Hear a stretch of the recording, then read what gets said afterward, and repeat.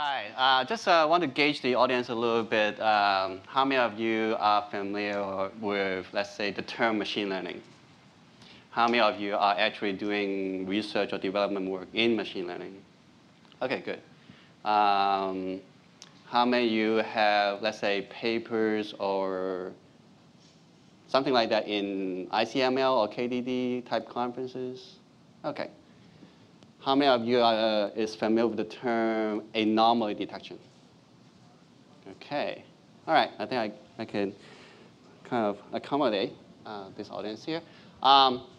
So we are going to talk about a particular algorithm called LERAD. And OK, there's no advancing here, so let's do this.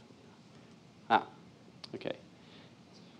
We talk about a learning algorithm called LERAD, and it's a randomized algorithm. And what its purpose is to learn rules that represent normal behavior and detect anomalies accordingly. I'll go through what anomaly detection means a little bit. Let's say in a security framework, it doesn't have to be security. I mean, it can be anything. You just differentiate what is normal and abnormal. It could be let's say a shuttle flying up, and what's normal behavior of the shuttle? Or your car, what's the normal behavior of the car being driven on 101 or something like that? By the way, on the way to here, there was an accident, and I almost got stuck. So I guess that could be an anomaly. Maybe it's not in California. I mean, it happens all the time. I don't know. There were helicopters flying and stuff like that. I was like, I guess I'm not going to make it. So first of all, let's from an intrusion detection perspective, as in a security perspective, there are majorly two approaches of attacking the problem. One is usually what you get on your computer with like a virus scanner or file, virus scanner mostly, that basically it knows about what the attacks look like.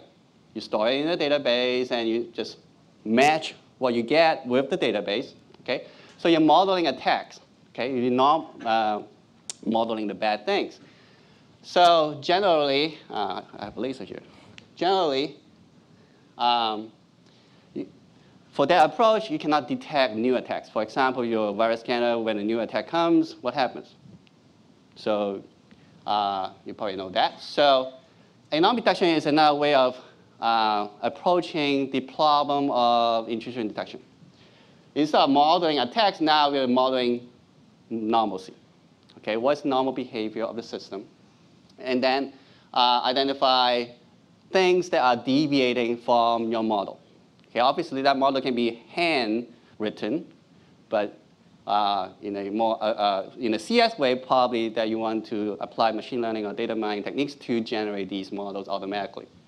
And that's the focus of the talk today. And obviously, that it can potentially detect novel attacks. That's the main advantage of it. Okay. So it doesn't know anything about attacks. It just knows about basically normal behavior. So anything that is deviating could be novel, could be old, could be existing, could be new novel attacks. Unfortunately, one of the drawbacks is that the false alarm rate is high. As in that it's deviating from the normal behavior doesn't mean that it's bad. Okay? So these two approaches are pretty complementary to each other. And I don't think that one can replace the other one. Probably some hybrid approach later on would be a good thing to do.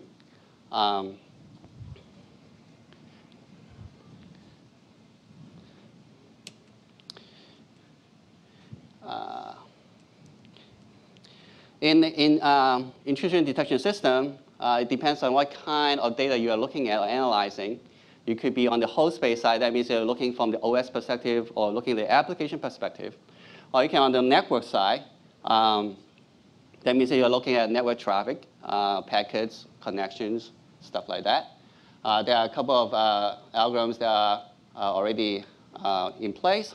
I'm not going to go through that. The slides will be available at Tech Talks database anyway, so I'm just going through a little bit quicker here. One of the key things that in the algorithm is trying to approximate certain probabilistic events, which are anomaly events. So for example, let's say that given some data that has no attacks, so it's all normal, what is the probability of certain event X happens? Okay? The central idea here is that what is that probability? Okay? So given training data that is normal, I'll approximate what that probability is for event X. Now, if X was observed during training, then you can approximate it using standard techniques. What happens if X was not observed? Okay, so if it wasn't observed, what is the probability of something that you never saw before? That's a problematic issue to address. So sometimes I call it a zero frequency problem. You never observed before. How are you going to estimate that probability? So remember that we are interested in the likelihood of anomalies. That means things that are not normal, things that you might not have seen before. So let's back up one step with a kind of a simple example to help you understand the problem and how you can estimate that in some fashion. Consider like sequence number 1 here. You have A, B, C, D, E, B, F, G, C, H. Okay? Now, we want to estimate something that we have not seen before. Okay, let's say the letter Z, okay, is not in the training data. So what's the probability likelihood of that occurring? Zero frequency problem. You haven't seen it. What is the probability? Okay, let's look at sequence 2. You have AA, BB, BA, BB, AA, things like that. So there are 2 sequences here. You have the same question. What is the likelihood of seeing an unseen Z? Okay, now I'll give you like a little question here. Which sequence has a higher likelihood of seeing Z? Okay, this is sequence number 1, sequence number 2, and we want to estimate the likelihood to see something brand new that you never saw before. So we don't need to have an exact number, just by a gut feeling, or you can apply complex mathematics in your head as well. So is it sequence 2 or sequence 1 has a higher likelihood to see something brand new? Is the question clear first? Okay, it's clear. So I'll give you 10 more seconds. Think about it. We'll take a vote. Okay, who thinks sequence 1 has a higher likelihood to see something new? Good. How about sequence 2? Okay, very good. Sequence 1. So someone raised your hand, and can someone explain to me why that's the case? Yes, please. It has more values already. Has more of them. Okay. Yeah, more different values already. The other one has 3. The length would also matter, but they seem to be the same length. Okay, good. Very good. So basically that the first one has more letters. We can think about that. Another way of looking at it is that this is more random than this one. This has some sort of pattern, say A and B are repeating. So you have a higher likelihood to say, I will expect A and B after that. And so, yes, so intuitively that you would say sequence 1 would have a higher likelihood to see something new. Okay? So let's say apply Laplace smoothing, the add 1 technique. So this turns out to be, don't worry about this exact number here. I just want to show you the relative ordering is not what we want. So using Laplace smoothing in a certain sense, it's 1 over 19 here, it's 1 over 13 here. So sequence 2 is higher than sequence 1 in terms of observing a new event. So this is not what we want. So another way of estimating the novel probability is R over N. R is the number of unique values in the training data. N is the total number of observed values. So the more you have observed in terms of unique values, then you have a higher likelihood to see something new. So obviously you want N to be large sample so that you can have a better approximation. This is due to Witten and Bell. So in our example here, the sequence 1 and 2, there is 8 over 10. Obviously, 8 over 10 is a way high probability, but you can think about this sequence is very long, like 10,000 million, then this would be a more approximate, a better approximate. So here, you can see that in our case, R over N here, 8 different values, 8 unique values over 10 events. Here is 2 over 10, so obviously sequence 1 has a higher likelihood, and this coincides with our intuition, with the sequence 1 should have a higher likelihood to see something brand new. So basically, we kind of touch on the problem of zero frequency problem. You haven't seen anything like that before. What is the probability? Okay, this is one possible way. There are many other ways. As you already point out 2 ways, so there are many other ways. So this is a very simple way to approximate it, and with the direction that we want to. So now, given that, how we can, that's the basic idea behind zero frequency problem. And we want to approximate not just a single event, but we want to also condition on certain other events, not just like a prior probability, but like conditional probabilities, okay, posterior probabilities. Let's say that we can look at just approximate certain event called Z, or you can approximate certain event Z given certain other event, or you can, even better, that approximate some event given a bunch of other events, A, B, C, blah, blah, blah, blah. Now, in intrusion detection, let's say dealing with network data. Let's say that one of the attributes is IP addresses, right? Okay, so how many possible IP addresses are there? Let's say not worry about the new IPv6 yet.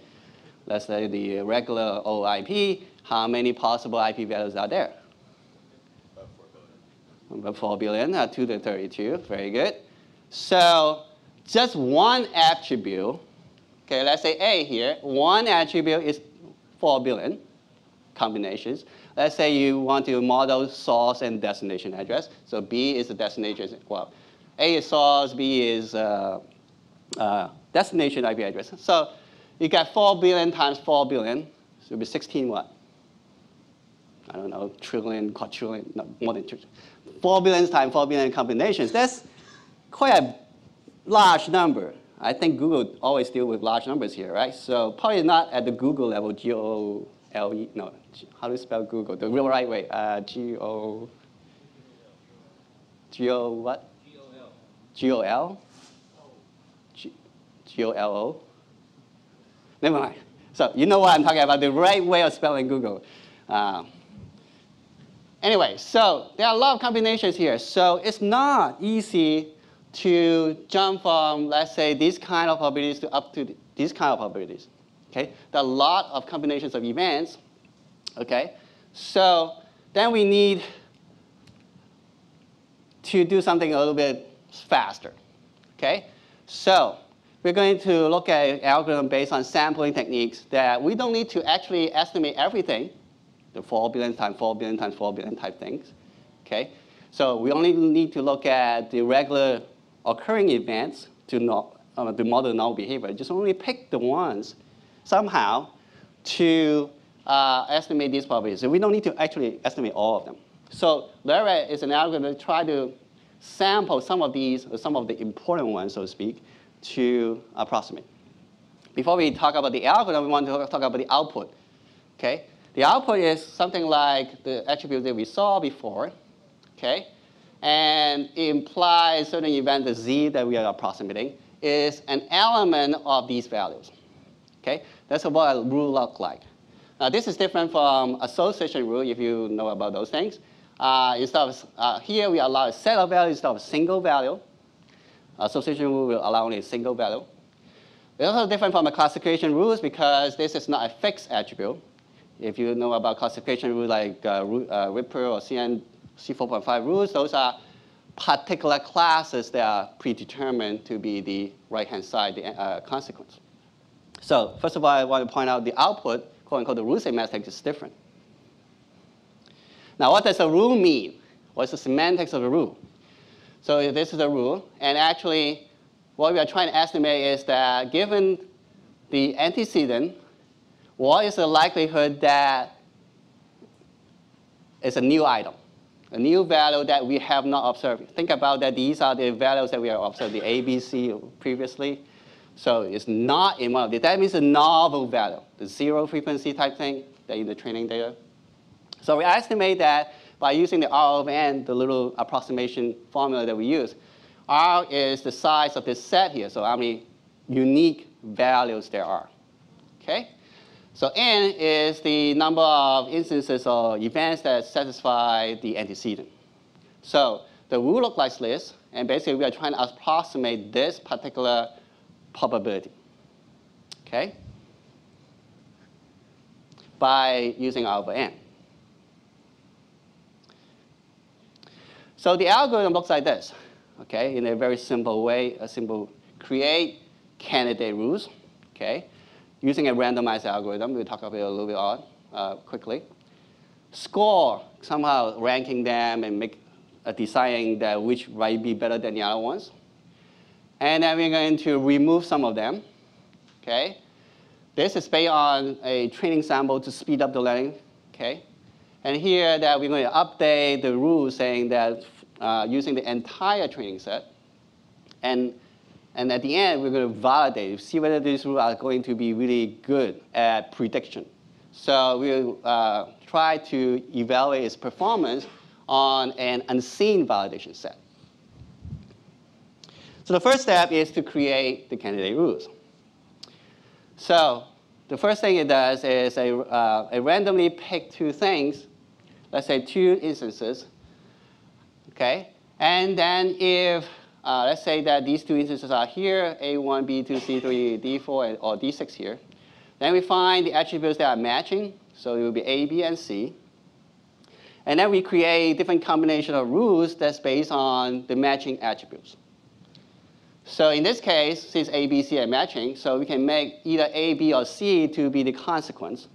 And the two attributes will be in the antecedent, accordingly with the same values. And you see here is a question mark later on, because a set of values, we're going to fill it in later on. Now, the mechanism is very simple.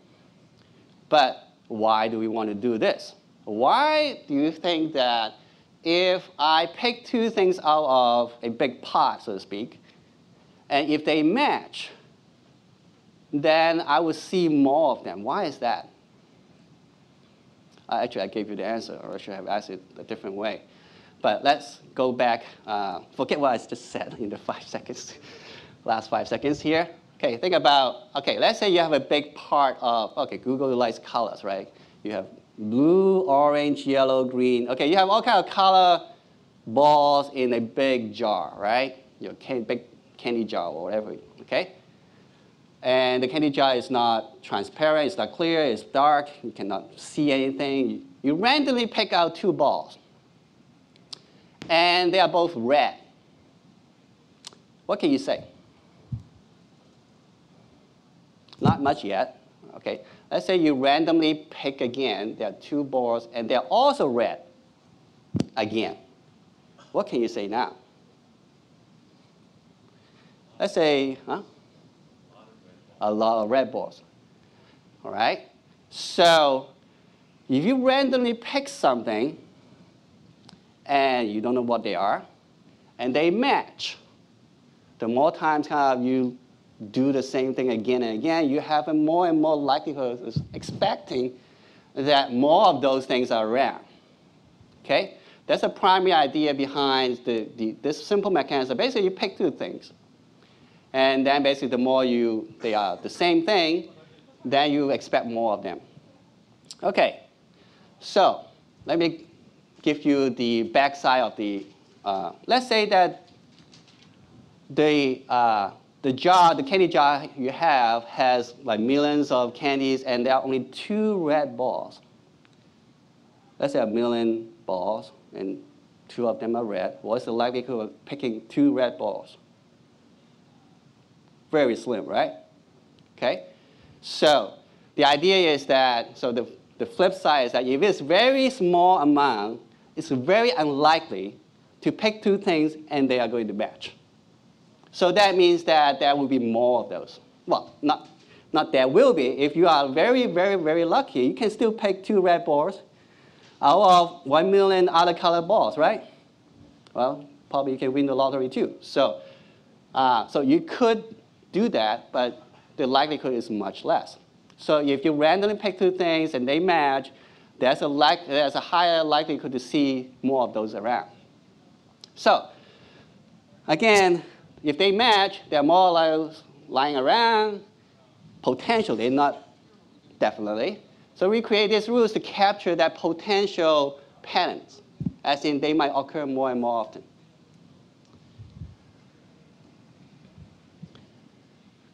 Okay, so then we use a training sample to estimate how good are these patterns. Now, how many of those exist, as in how many times 2 red balls coming out a lot of times. So look at these rules here. It's the same 3 rules. Now we update with the sample, training sample. And we calculate that how many of those are 2, 3, 4. We fill in the values. Remember that it was a question mark beforehand. Here's a question mark. Now we fill in the values based on the observation in a sample of the training data. So how likely they are matched. So they're matching, let's say in this case, n again is the number of times it matches, so basically. So that here n is 100. That means 100 of these things around based on the training sample. Okay? And out of these 100 samples, the variation is pretty low. It's only 3 possible values in the consequence. So a lot of, let's think about this is a color or something, and this one is another attribute, I don't know, the size, big or small, or something like that. So it's only a few sizes that you can see, but the colors are the same. And there are 100 of those. Okay? Obviously that the bigger n is, the better, relative to r. So we want n to be big, so that means more times that those are matching. And that r is small because we don't want this to be a huge set. If there are 100, let's say 200 matching pairs and they have 200 items here, then that's basically everything is unique in terms of B. So we want large n, small r. So the larger that score is, n over r, the better it is. So basically the flip of the zero frequency probability thing.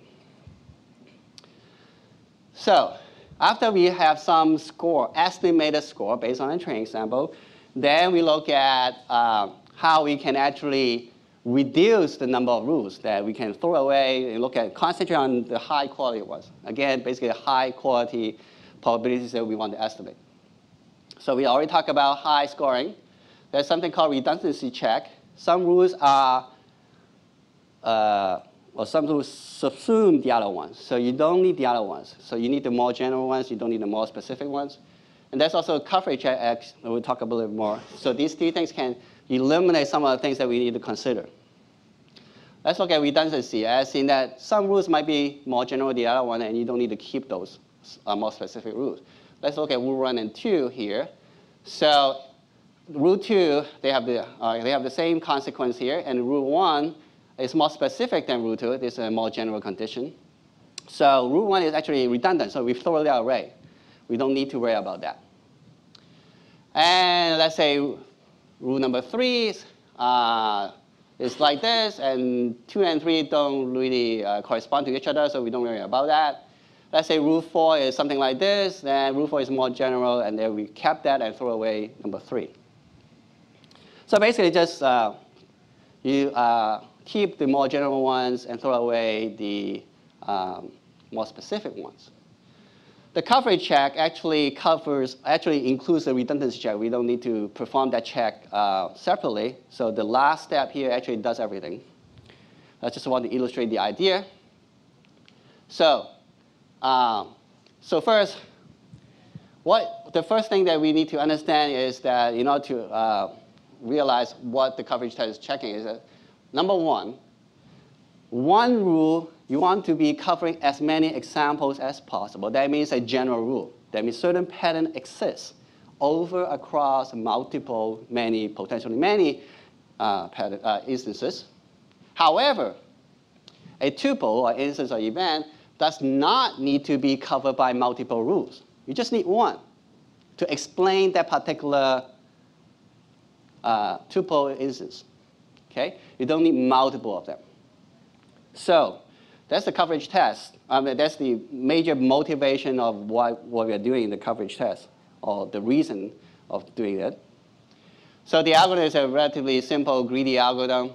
We check the rules in descending order. So the higher score one we'll consider first. So for each rule, then we mark the currently unmarked tuples that are covered. Okay? So if the rule covers new tuples, then we keep it, basically. If there's no new coverage, we remove that rule. So that rule does not help me explain the data. There's already a previous rule that explained the data. So there's no new coverage.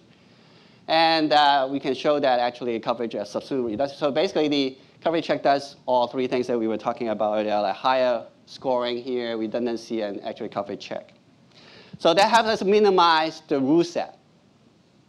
One important thing that probably Google people knows is that if you are dealing with large amount of data, you want your algorithm to be fast, right? So if you have a huge amount of rules to check against data, that will take a lot of time. So we want to minimize that, okay? So that will basically help efficiency purposes. And the final training basically is saying, instead of looking at the training sample, now we have a minimal set of candidate rules, okay? And we basically finalize what the n and r values are, populate the consequence, how many possible values there are. So update the consequence, the values here, and update the score, which is n over r. So the final step is validation. So actually, the training is only 90% of the available training data, or whatever percentage we can choose. And then actually 10% is for validation. That means that it's not available during the rule generation phase, just what we talked about before. Okay? So remember that all the data is normal. Okay? Assuming all the data is normal in the training. That means the validation set is also normal.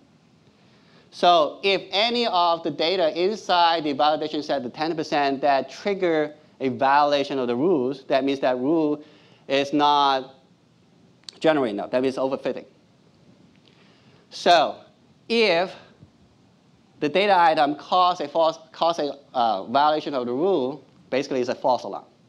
Remember, in the anomaly detection, false alarm is a big problem. So here, this step is not guaranteeing, we're trying to reduce the false alarm rate. Okay? So what happened to things that you've never seen even in the training data? What do you do with that? So here, we take 10% out, that the training data, the rule generation algorithm hasn't seen before, see whether we can break some of those rules. If you break some of those rules, those are removed.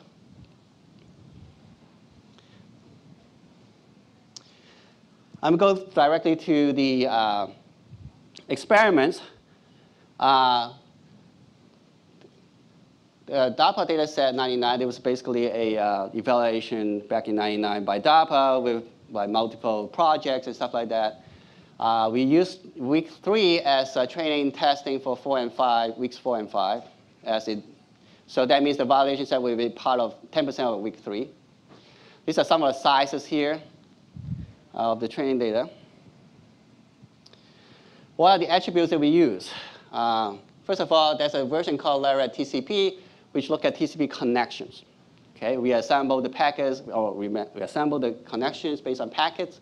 We look at the last 2 bytes of the destination address, 4 bytes of source address, and port number, duration, length, TCP flags, and payload. Okay, usually most of the algorithms they don't use the payload information, only the header information.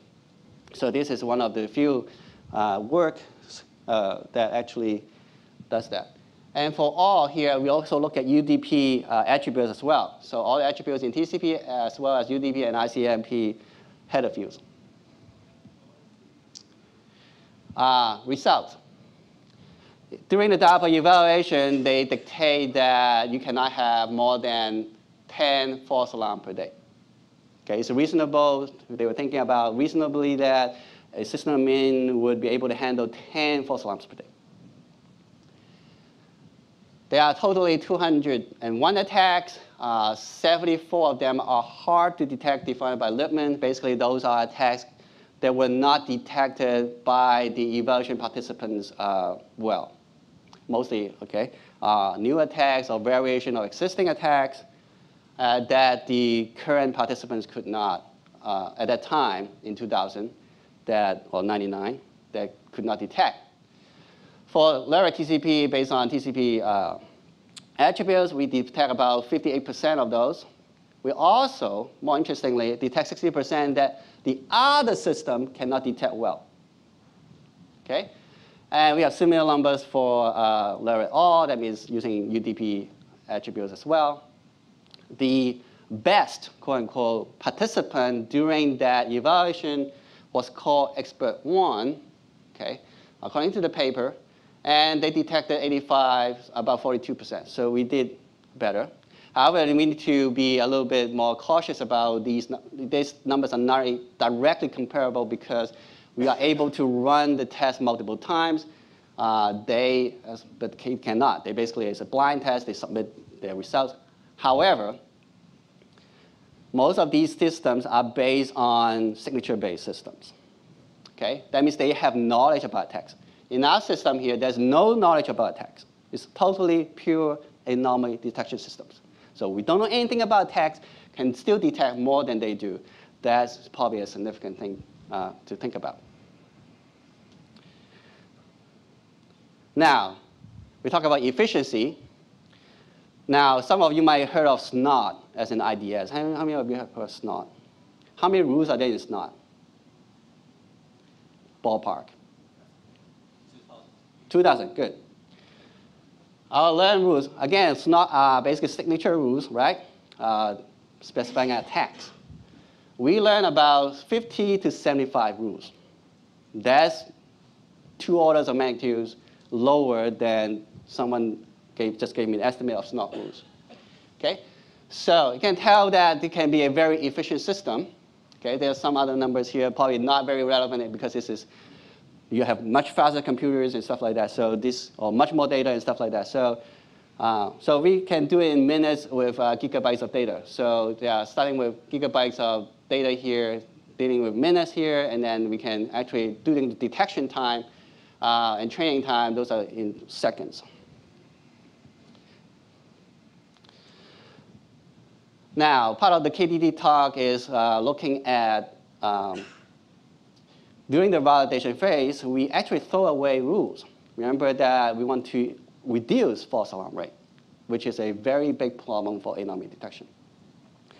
So, since we don't know anything about the bad things, so false alarm can happen very easily. So we remove. So however, remember that we have a coverage test that minimizes the number of rules. So if we remove some of those, that means we're removing coverage. That could, although we are reducing the false alarm rates, but also we might also increase the misdetections, as in reducing the detection rate. So we figured that, if we spend so much time, not so much time, some time in reducing the set to be 50 to 75 rules in that particular experiment, by throwing some of them away, then you're getting really few rules. So that might not be a good idea. So instead of pruning all these rules, we keep 50 to 75 rules around, but we weight them, as in that some rules are more important than other ones, or more trustworthy than the other one. So instead of basically pruning them, we violate the rules, decrease the weight, okay, not throwing them away. So you can say, if you're throwing away, basically assigning a weight of 0. And then if it's conforming, we will basically increasing our confidence, increasing our trust to that rule, then we increase the weight. A very simple idea. I'm not going to go through all the algorithms, but a simple one called window. So basically, you have 2 parameters, alpha and beta. Alpha is a penalty, as in that if you cause false alarm during the validation phase, then I'll decrease the weight from starting from 1 down. So alpha is something between 0 and 1. Let's say that if you conform, as in that the rule is not generating false alarm, you increase the weight a little bit. Another way we look at it is another algorithm for assigning weights is that we want to look at the weight total sum for penalty and reward. We want them to be equalized, as in total amount of reward is the same as the total penalty for all rules. So we first calculate the total penalty, TP here, and then distribute the increase by the number of, by the penalty. So we calculate first the total sum of penalty, and then reward evenly to all rules that were good rules. So the bad rules, you have some total penalty, and the good rules, we distribute the same amount.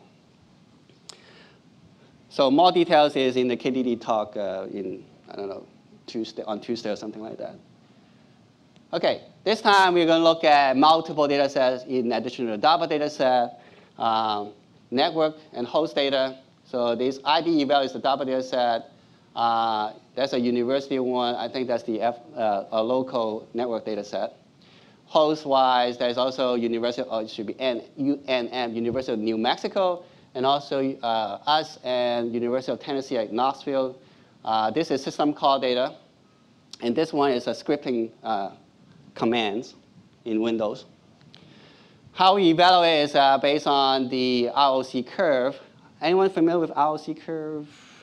Okay, so ROC curve, x-axis is false alarm rate, y-axis is the detection rate, and the area under the curve, the larger the better, basically. So area under the curve, the larger the better. So here, these are the three. The pruning here means the original algorithm here. The window is the first weighting algorithm. The second one was the equal weight algorithm. These are all the data sets here. So the last column here tells us that how many times that this particular algorithm, this weighting algorithm, beats the pruning algorithm. So here you can see that 5 times it beats the pruning algorithm, 1 tie, and then 3 times the worst. And here they are actually 6 times better. So in this particular experiment, it seems like equal proportioning is doing better in terms of weighting. So you can see that in general, that weighting is better than pruning in this particular experiment. So based on multiple data sets here. Now, we also try to understand why are we performing better in these experiments. Okay, there are 2 possible explanations. One is what we were predicting, so to speak, is that because pruning removes some of the rules. Okay, instead of removing them, we're just decreasing the weight. We actually we look back, look at the rules, whether they were removed or not, and then decreasing the weight. And we found that we have additional 18 new attacks based on this particular reason. There's also additional reason is that although the rules are being kept by pruning, as in they don't generate false alarm during validation phase, but we also increase their weight. That means increasing their confidence or the trust of that. So that actually has a little contribution. So the most of the contribution is based on what we were hoping for. Contribution coming from not throwing away those rules, but to decrease their importance.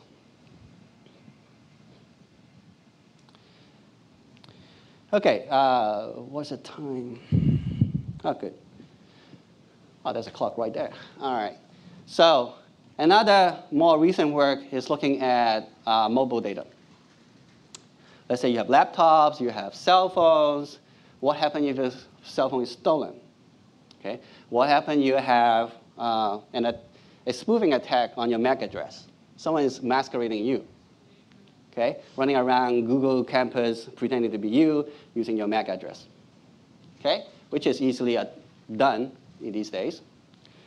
So the question here is that can we look at your spatial-temporal behavior and detect whether there are anomalies in those behaviors? So spatial-temporal means time and space. So basically, based on your movement. So it's not looking at the network data or the host data. Now I'm looking for geographical locations with respect to time. So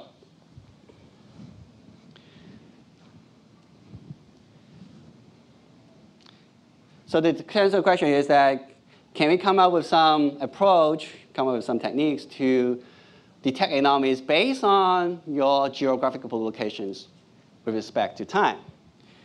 And we look at it from a probabilistic viewpoint.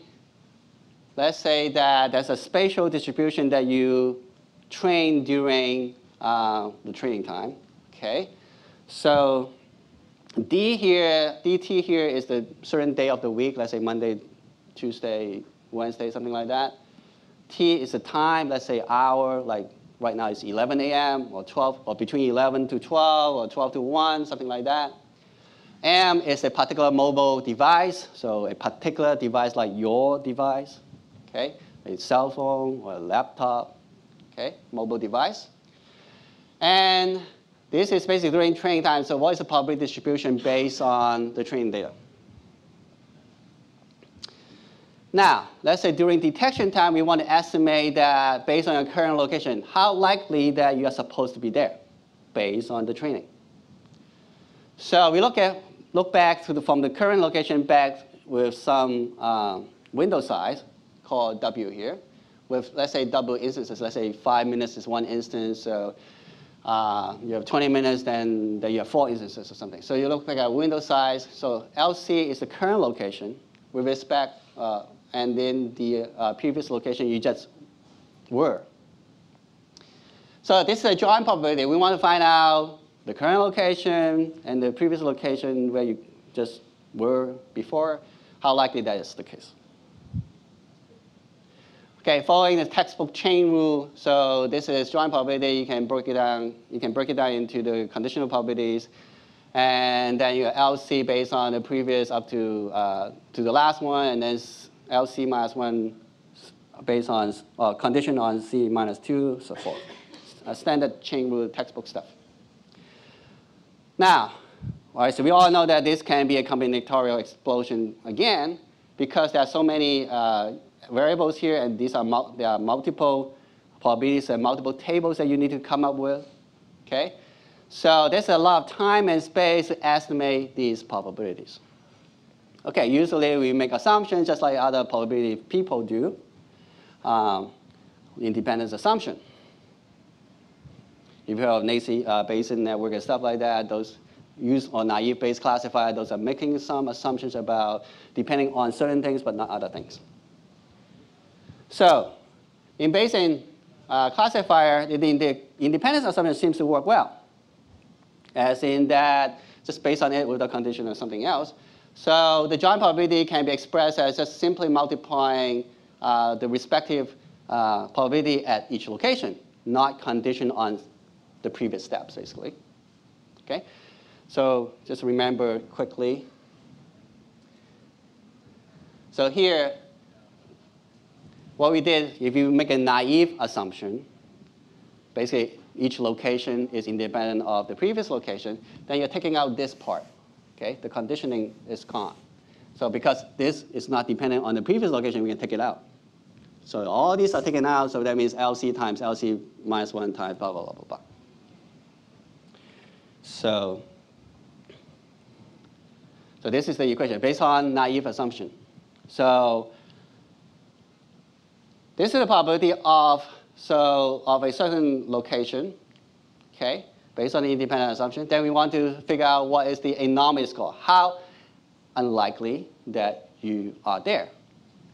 So basically, that the lower the probability is, the higher the anomaly score is. Okay, if you have very low probability where you are not supposed to be there, then the score is going to be high. So we take the negative log, also preventing underflow, stuff like that. So this will give us the higher the number is, the score is higher.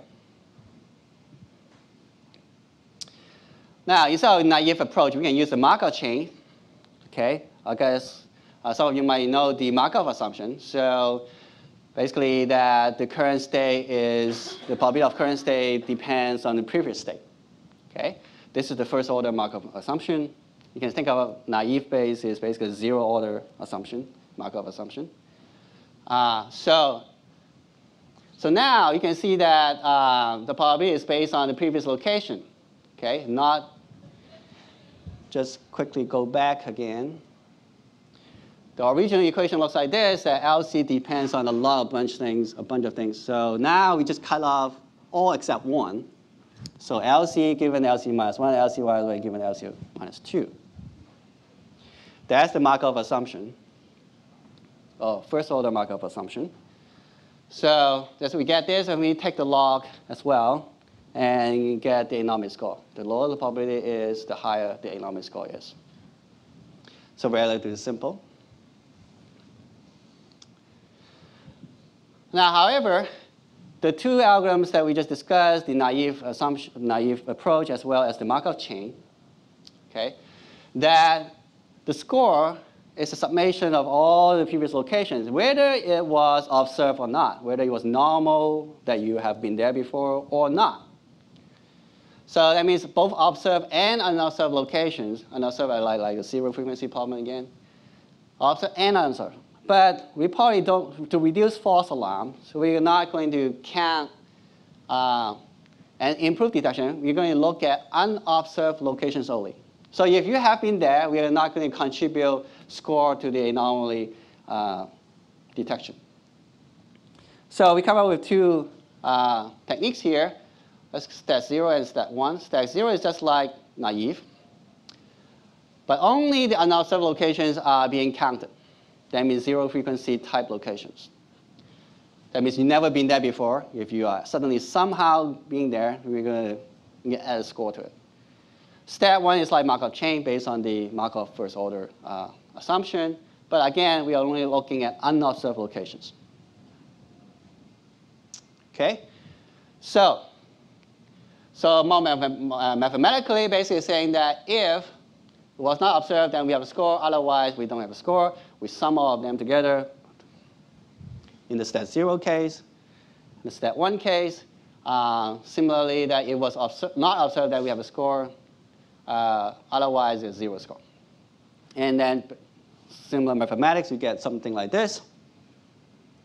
Let's look at experiments. So we presented 4 techniques. 2 are basically standard, naive, and Markov chain techniques. We introduced 2 other techniques, which based on unobserved locations only. We have, from a university, we have 500,000 hours of cell phone usage data. The data contains a cell ID, where the cell phone potentially is, or should be, the time, and basically time, location, and the identity of the phone. So we have these 3 pieces of information. We learned, for experiment purposes, we don't know actually which one was doing bad things or stealing phones or anything. So we assume all of them are normal. But in order to test our theory, that we train for each user, let's say X, and treat all the other people's behavior as masqueraders. So basically, we learn a model from an X, and then score the other one's behavior based on the X model. So basically, presenting user Y stole user X phone. Again, we already talked about the area under the curve. So the higher the number, the better it is in terms of performance. So we have investigated different false alarm rate from so FA equals 1 means the entire ROC curve. FA 0.001, that means a very small corner. Well, actually, very on the left side. So we want low false alarm rate. So, okay. So here you can see that in almost in 3 out of the 4 cases, that STAD 1 is doing better than the other techniques. Here, these are the 4 techniques that we just talked about. This is preliminary work, so we still have a lot to do to improve this. Another way of looking at it is that the equal error rate, when the false alarm rate equal to detection rate, where does it occur? And we look at this, that one is, this time is lower the better in terms of error rate, so we do better in this particular metric. Okay, in summary. So we presented basically 2 algorithms. There are sub-algorithms and stuff like that. LERAD is the first thing that we talk about, learning rules. Okay, we have the rule semantics is different from the typical classification and association rules. And we introduced the randomized algorithm back in 2003. We extended our work from network data to host data in 2005. And this year, we extended our work in terms of the validation step, weighting versus pruning, is KDD 07. And secondly, we discussed the spatial-temporal anomaly detection problem and our preliminary results using a cell phone data set. Currently, we just obtained another data set using laptop. So hopefully, we get more results on different data sets, laptop, cell phone, and see how we can do. OK, I think that is the end of the talk. And if you have any questions, let me know. My website. Any questions? I was reminded that I need to repeat the question. Yeah. Yeah, so in the scenario, the network data, yes, consider different time periods and the oscillation on the traffic volumes. Like in some sites, the traffic during the weekdays is quite different from the one in the weekends. So does it affect what you believe to be the normal traffic behavior, so the normality, and does it affect the false alarm rate? Okay, good question. First of all, the question was whether the amount of traffic affects the model, as in that weekdays is higher traffic than weekends. So currently, the attributes involved in the models are based on the header and the payload. It does not have any traffic volume statistics in there or attributes at all. So we can easily put that in if we want to. So but currently, the attributes that we look at are based on actually the content of the traffic, not the volume of the traffic. So a lot of research does look at the volume of traffic. But you want to detect, I think in our case, we actually want to look at the payload. What kind of actually things that you are transmitting. So we don't want to go into the volume kind of thing. We want to detect actual real attacks. So kind of we try to look at actually the payload as well. Does that answer the question kind of? Yeah. And we can actually easily, well, I haven't tried it yet, but instead of using, or you can use both kind of attributes, right? In addition to content attributes, you can add volume attributes, okay? And in volume, and also that we can add like day of week, hour of the day, and stuff like that. So additional attributes. So right now we don't. But a second part of the question that you didn't ask that I didn't talk about, but addressed by some of the paper is the non-stationary effect of the traffic, so to speak. Okay. So over time, the content could also change. So how do we address that? And there's some work on that based on to deal with the non-stationary nature of the traffic. Yeah. So the difference between STAD 0 and the naive Bayes model. Yes. Just reiterate that again. Was that Okay. basically you were not considering you hadn't been in the location and weren't considering, or you had been in the location and weren't considering like. Yep. Right here. So the question was that the difference between naive. So you're basically saying that you're just not contributing that it's Correct. depending on whether it's anomaly or not. Let me go through that real quick. So the naive is basically considering all locations, right? And multiplying them. For the STAD 1, some of these are observed, some of these are unobserved during training, like zero frequency, you never observe. Let's say LC was never observed before during training. So this would be counted. But LC minus 1, let's say that it was observed during training, this is not counted. So we only look at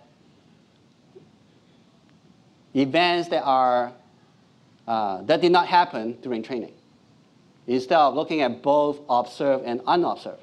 So just an example, so this is unobserved, this is observed, then we don't count this. It's that 0, basically.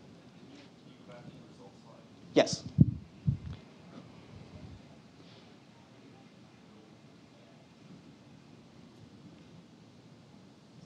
is there any difference between those two performance of the naive model? For like very low false alarm rate, they are not performing differently at all. But if you look at here, that's kind of different a little bit. But we don't actually want to have really naive and STAD 0, right? We want it to be higher order. So again, this is very preliminary results. So we still have a lot of work to do on this. So I'm just presenting you basically a problem and potential solutions. And again, very preliminary results, not published. So At this point, it's not correct. But again, I want to emphasize that we probably don't want to go to naive and STAD 0 type thing. I'm just putting this up for illustration purposes. We are going to focus on kind of higher order stuff.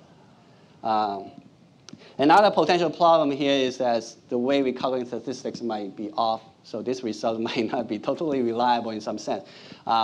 Because I think the resolution that we calculate the time instances was like 10 seconds. We might need to go to resolution 1 second. 10-second resolution is produce fewer sample data points. If you look at resolution of 1 second, we have more data to estimate the probabilities, will be better. So here it's based on 10-second resolution. So I'm not too I'm not too easy about the 10-second resolution based on the data we have. So we need to kind of increase the resolution as well. Other questions? Yes? When you were doing the pruning of your rules, Okay.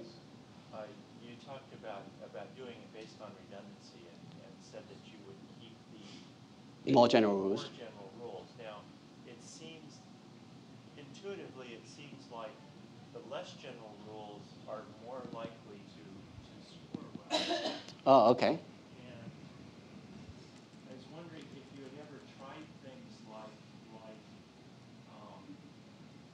maybe you prune it that way, but if you end up throwing out the more general rule later because of invalid results, that it might be worth putting the more specific one back in. Correct. Yes, that's another way of pruning. You can reintroduce back the more specific ones. We thought about it as well. It's a little bit more complicated process. We went for a more easier approach that's weight them instead of kind of theory revision, as in that you make it more specific.